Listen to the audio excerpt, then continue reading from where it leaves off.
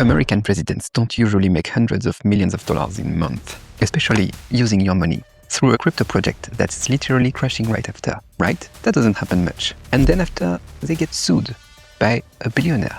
That's just what happened with the Trump family's crypto firm. The token then plummeted. Bernie Sanders called that unprecedented kleptocracy. But nobody, and I mean nobody, is explaining how that whole thing actually works. So if you've ever wondered what happens when the White House starts running a crypto business, this video is for you. Because bro, this is not the crypto story you think it is.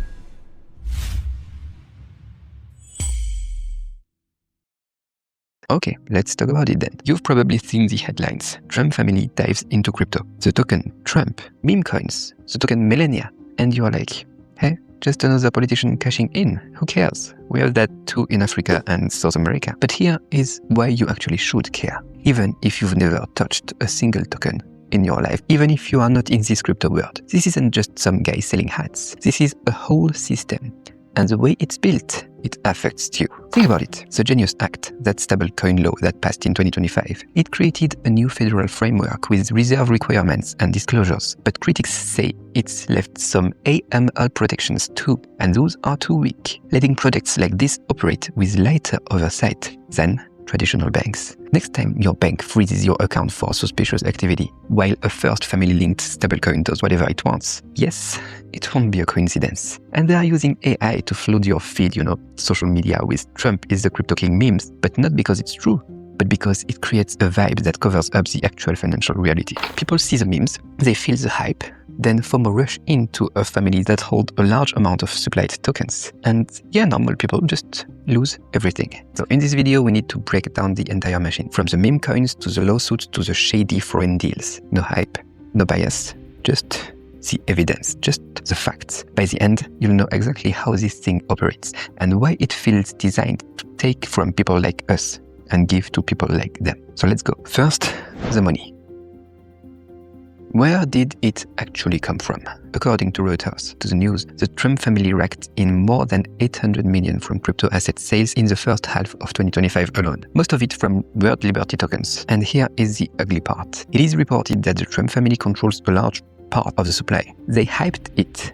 Retail piled in. Price pumped. Then they allegedly dumped their bags. Today, the token Melania is down 99%. The Trump token is down 95% from its peak. This wasn't market volatility. This was an official rug pull. There is also money from the Gulf region. New buildings in Saudi Arabia and Oman, personally approved while he was president. Another from a literal Qatar private jet gifted to him. Everyone is like, isn't that a bribe? Lawyers say that technically it's not. And that is my personal favorite. 90 million from selling God Bless the USA Bibles from $90 each that schools in Oklahoma are basically required to buy, printed in China, while he was screaming on stage that China is stealing our jobs. Look, none of this is super sophisticated. It's not even hidden. It's just legalized because they write the rules. Now, the main business, World Liberty Financial, WLF or WLFI. It was launched in September 2024. They called it the decentralized bank, lending, investing, stablecoins, the whole thing.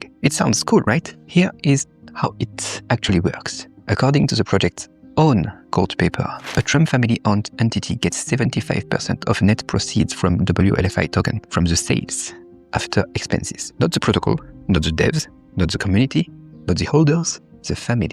If your Las Vegas casino tried this, the gaming commission, they would shut it down in 20 minutes. But no, for them it's okay. They also hold a significant stake in the tokens, giving them major influence over governance. The code, security firms PeckShield and BlockSec looked at it and basically said, this looks copied from a project that already got hacked for 2 million. That's comforting. They aimed high, but even with big name backers, the raise fell far short of early hype.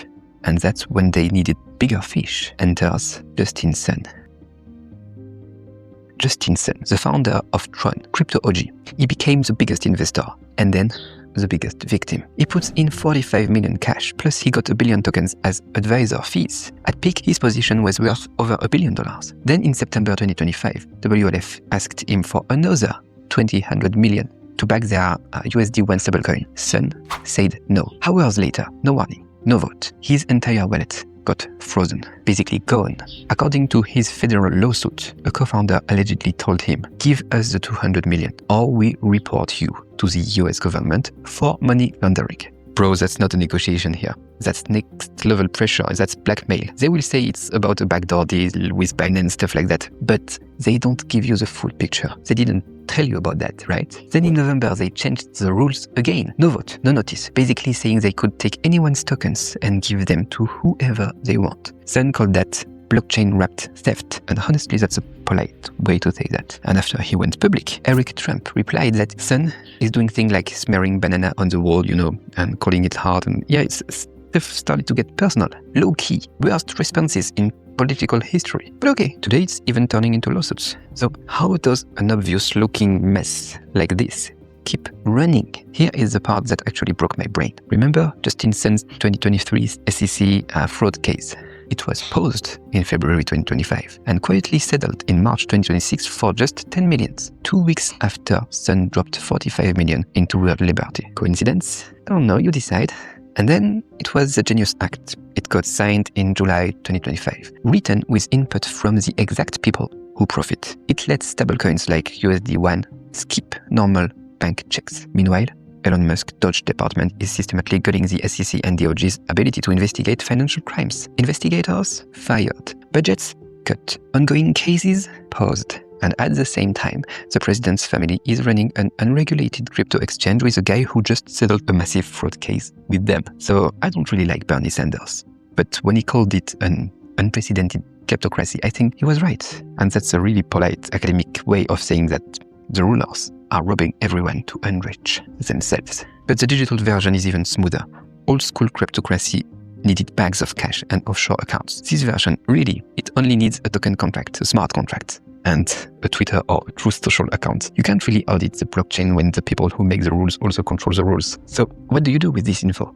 What do you do with all that? For me, for you. First, share this video, because mainstream media barely touched it at the level it deserves. Nobody is talking about the ask for 200 mil to back USD1. Nobody is telling the full story. And most of all, this might be one of the biggest corruption stories of the decade, and it's flying under the radar, so we need more people to talk about it. Second, if you want the deeper dive, I just dropped a video on prediction markets and who's actually winning on crypto. And spoiler alert, it's not you. The link is in the description. And third, if you are still holding any Trump, Melania, or anything in this ecosystem, RWLFI tokens and stuff like that, my DMs on TG are open. The link is in the description. I'll give you no financial advice, of course, but I may be able to give you some options. And yeah, smash the like button if this opened your eyes on the Trump family. Subscribe if you want more no BS breakdowns like this. But yeah, all in all, it's not about left or right today. It's not about dems and reps. It's about what happens when the people who write the rules write them for themselves. See you next time.